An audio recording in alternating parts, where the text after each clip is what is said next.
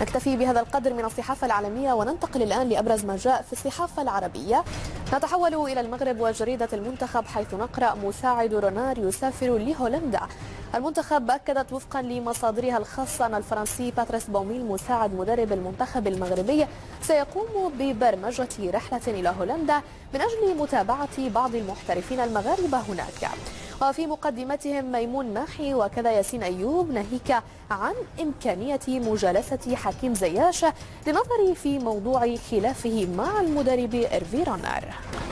إلى المنتخب المغربية التي ذكرت أن المدرب المساعد لإيرفي رونار المدير الفني لأسود الأطلس وضع عددا من اللاعبين الناشطين في أوروبا على قائمة رونار في الفترة المقبلة.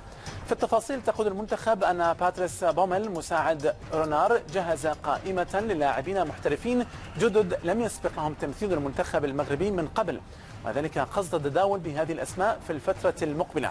ومن بين الأسماء عبد الله زبير لاعب لانس الفرنسي والذي يلعب في مركز الوسط، أما اللاعب الثاني فهو إلياس بن حساني الذي يعتبر أفضل محترفي الدوري الهولندي بجانب ماحي وزياش والأحمدي.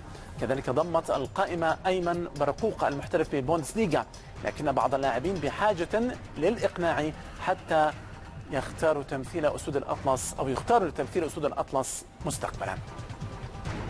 لا تنسوا الاشتراك بالقناة عبر الضغط على الزر الأحمر المتواجد أسفل الفيديو، أو انقر على اشتراك من هذه الأيقونة أسفل الفيديو على اليمين.